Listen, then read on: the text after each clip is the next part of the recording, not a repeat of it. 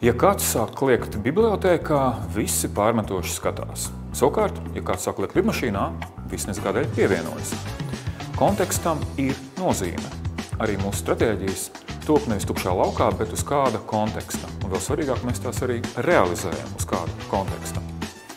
Par to, kā uzdot pareizos jautājumus, veidojot stratēģiju, kā ieraudzīt kontekstu, kā koncentrēties uz tām lietām, kas ir būtiskas, un nevis uz tām, kas nav tik būtiskas. Par to es, Ivars Svilāns, runāšu 31. oktobrī stratēģiju konferencē Golden Eye. Tiekamies!